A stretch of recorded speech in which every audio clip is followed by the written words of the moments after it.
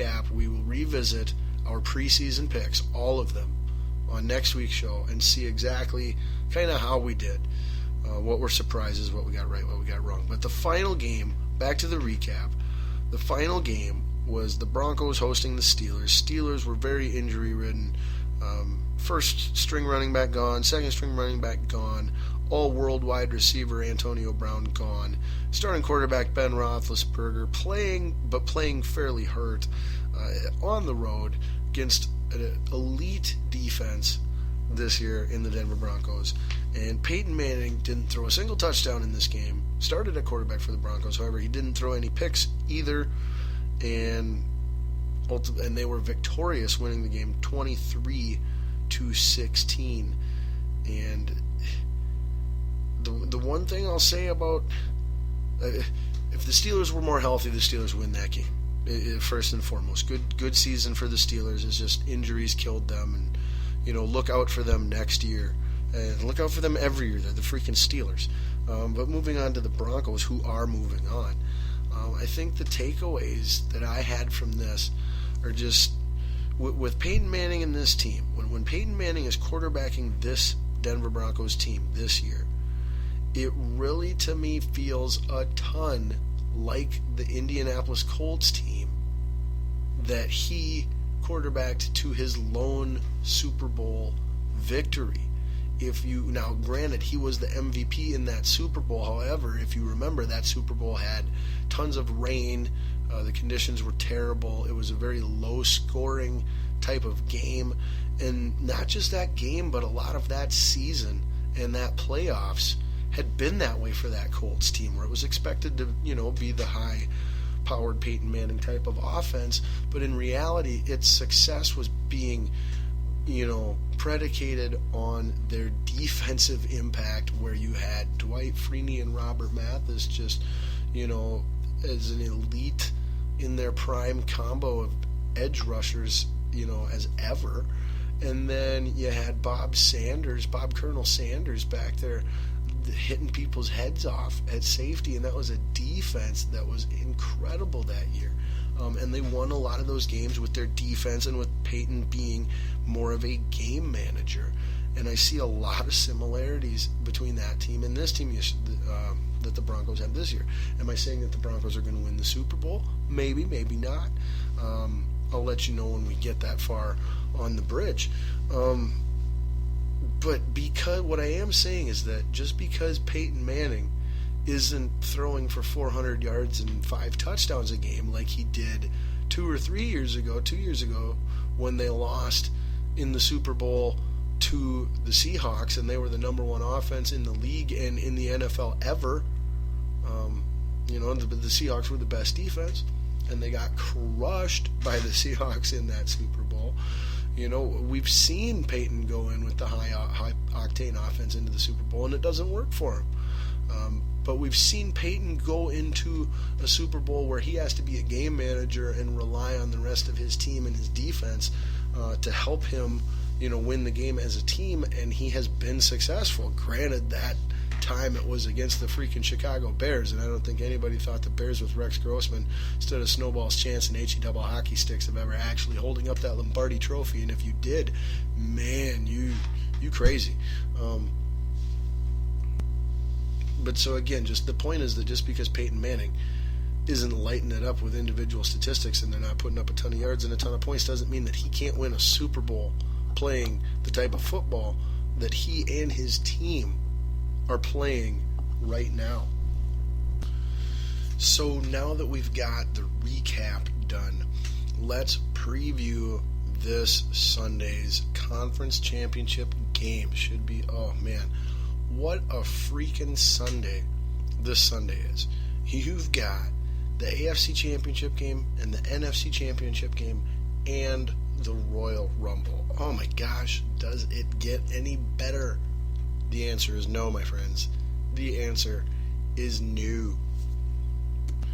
But so, we've got the now finally kind of fairly healthy New England Patriots going on the road to Denver to take on the top seed Denver Broncos, where Peyton Manning will be playing against Tom Brady in the playoffs for the 5th time in their careers, and that is the most of any quarterback matchup in the history of the NFL.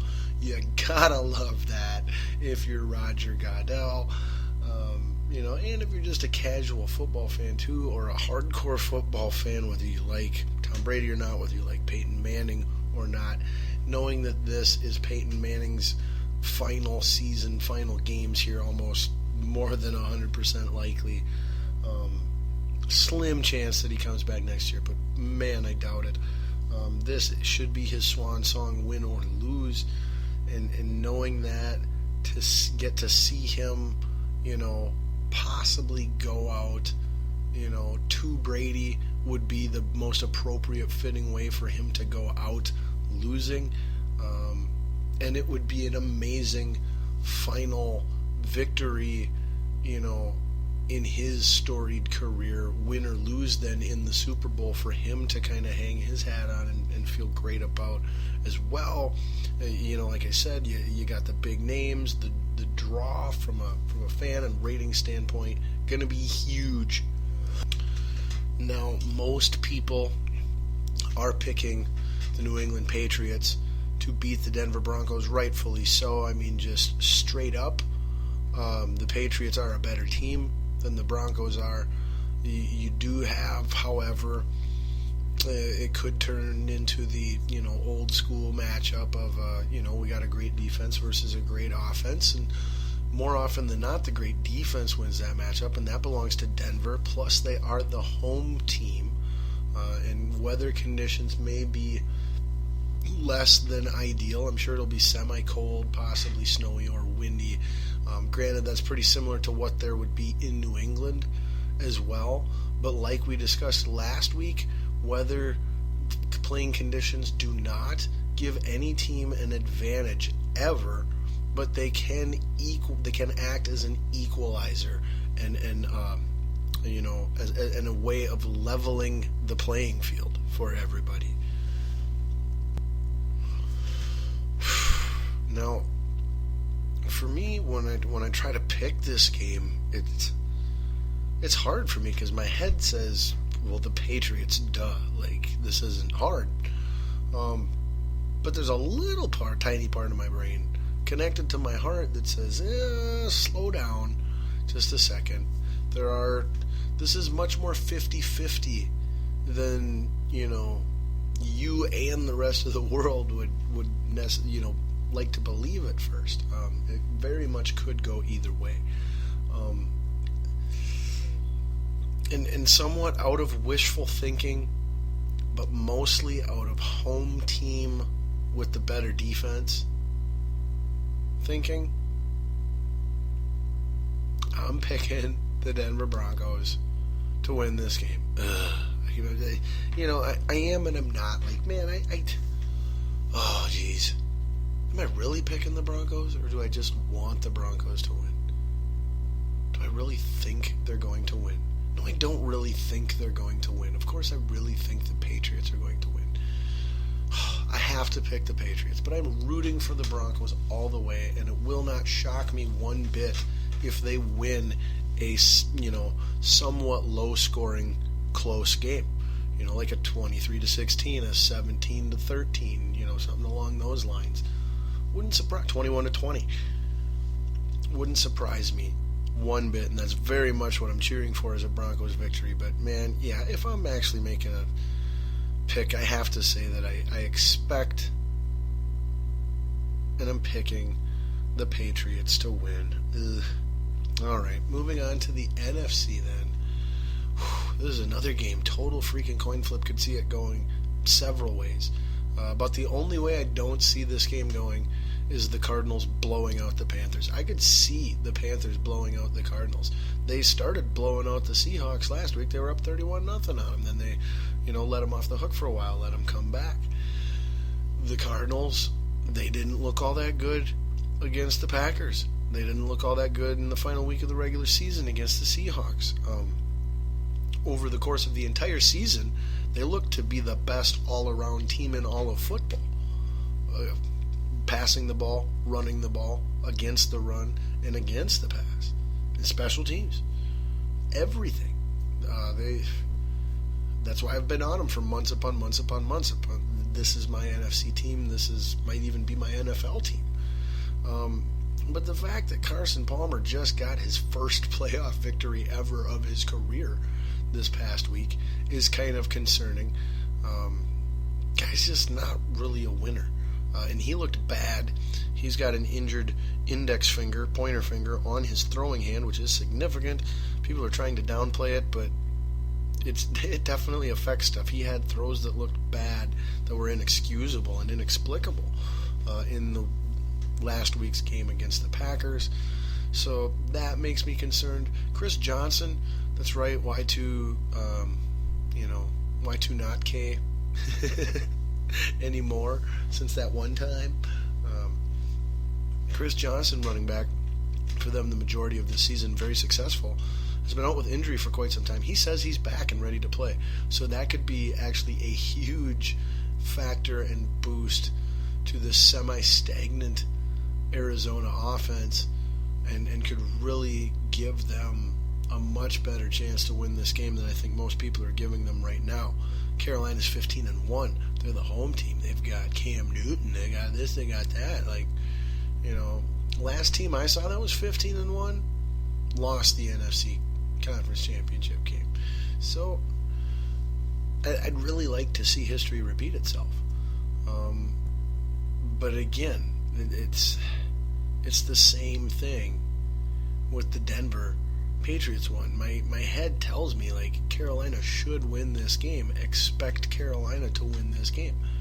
That's not to say that it would be an upset, a big upset or a huge shock if the Cardinals were to win. They're every bit as capable, and I've been saying forever since probably, 4 or 5, week 4, week 5, week 6, somewhere in there of the NFL regular season was when I started saying the Arizona Cardinals are the best team in the NFC, period.